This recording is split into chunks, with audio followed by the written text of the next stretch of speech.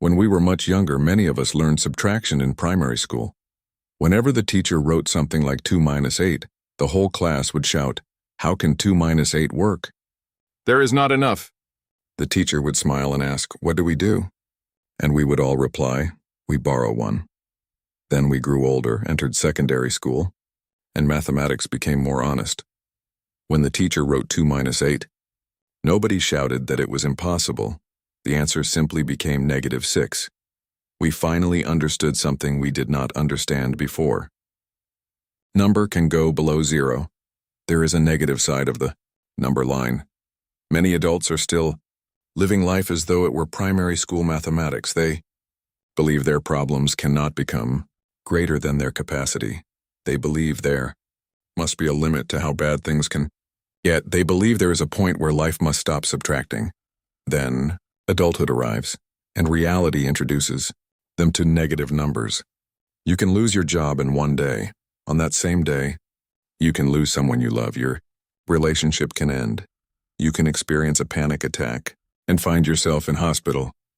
Your landlord can increase the rent. Your car can break down. The money you were expecting may not arrive, and someone you trusted can disappoint you. It can all happen on the same day. Sometimes people say, "This is the worst thing that could happen." Unfortunately, life may reply, "You have not seen anything yet. If you think you cannot become poorer, you can. If you think your responsibilities cannot become heavier, they can. If you think your heart cannot break any further, it can. If you think people cannot disappoint you more, they can." The negative side of life is real. That is why resilience matters. That is why preparation matters. That is why emotional strength and wisdom matter. Life is constantly subtracting. Time subtracts disappointment, subtracts grief, subtracts failure, subtracts pain, subtracts betrayal, subtracts aging, subtracts. Life is always subtracting something. Whatever you do, try not to enter the negative. It is better to remain at the lowest positive number than to fall below 0. Imagine 2 people. Person A is standing at +2. Person B is standing at -10. Both decide to improve their lives by 12 points. Person A moves from +2 to +14. Person B moves from -10 to +2. They both gained the same amount, but they did not arrive at the same place. The person starting in the negative had to work just to return to 0 before entering the positive. This is why making a comeback becomes harder when you are already in the negative. A person may be working extremely hard, but the results may not be immediately visible. It may appear that they are not moving forward, but they are moving, they are recovering. It is like climbing out of a hole. You must first climb out before you can begin walking forward. You must return to 0 before you can move to +1. Never be casual about the things that keep you on the positive side of life. Strength is not optional. Healthy relationships are not optional. Community, joy, and emotional well-being are not optional. Every healthy thing in your life helps keep you on the positive number.